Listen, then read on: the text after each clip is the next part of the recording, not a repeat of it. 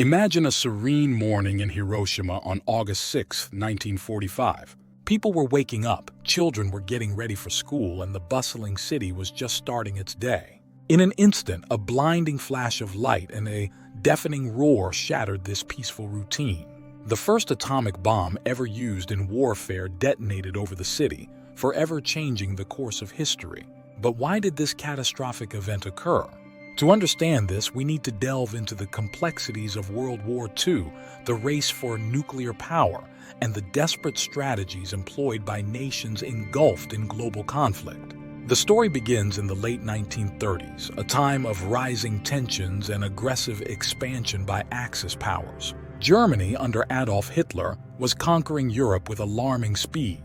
In the East, Japan was asserting its dominance over Asia, having already invaded Manchuria in 1931 and China in 1937. The United States, initially adopting a policy of isolationism, found itself increasingly drawn into the global turmoil. In 1939, Albert Einstein and physicist Leo Szilard sent a letter to President Franklin D. Roosevelt, warning that Nazi Germany might be working on developing nuclear weapons. This led to the initiation of the Manhattan Project, a top-secret endeavor that brought together the brightest scientific minds to develop an atomic bomb before the Germans could. The race for nuclear power was on, and the stakes were unimaginably high. Fast forward to 1945. Germany had surrendered in May, but the war in the Pacific raged on. The Japanese military, driven by a code of honor that rejected surrender, fought fiercely despite suffering devastating losses. The United States, having endured a brutal and costly campaign across the Pacific, faced the prospect of a prolonged and bloody invasion of the Japanese mainland.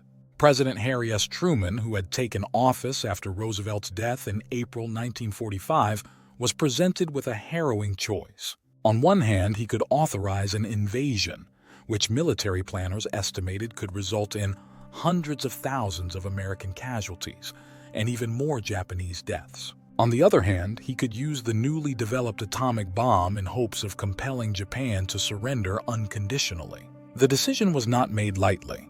Truman weighed the potential loss of life from an invasion against the moral implications and unprecedented destruction that the atomic bomb would unleash. Ultimately, he chose to use the bomb, believing it to be the lesser of two evils and a means to end the war swiftly. On August 6, 1945, a B-29 bomber named Enola Gay, piloted by Colonel Paul Tibbets, took off from Tinian Island. Its mission was to drop the atomic bomb, codenamed Little Boy, on Hiroshima. At 8:15 a.m., the bomb was released, and 43 seconds later, it detonated with a force equivalent to 15,000 tons of TNT. The explosion obliterated nearly everything within a mile radius, killing an estimated 70,000 to 80,000 people instantly, with tens of thousands more succumbing to injuries and radiation sickness in the following weeks. The devastation was unimaginable. Buildings were reduced to rubble, fires raged uncontrollably, and survivors, dazed and burned, wandered through the ruins in search of loved ones. Hiroshima, a vibrant city of over 300,000 people, was now a smoldering wasteland. The shockwaves of Hiroshima's destruction reached Tokyo, where Japanese leaders grappled with the new, terrifying reality. Despite the overwhelming devastation, there was still reluctance to surrender.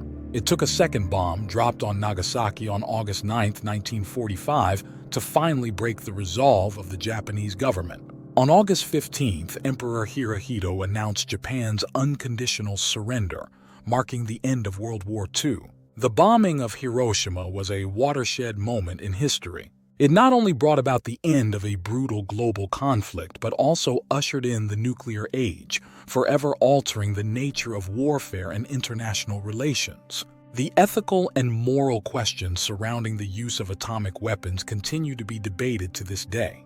Reflecting on Hiroshima, we must consider the profound implications of such immense destructive power. The event serves as a stark reminder of the devastating potential of nuclear weapons and the need for vigilance and diplomacy to prevent their future use. It also underscores the human cost of war and the lengths to which nations will go to secure victory. As we remember the lives lost and the suffering endured by the people of Hiroshima, let us also honor their memory by striving for a world where such devastation is never repeated. The lessons of Hiroshima are as relevant today as they were in 1945. The pursuit of peace, the importance of dialogue, and the responsibility we all share in ensuring that the horrors of nuclear war remain a thing of the past. In the end, the story of Hiroshima is not just about a bomb. It's about the choices we make, the paths we take, and the enduring hope for a future free from the shadow of nuclear annihilation.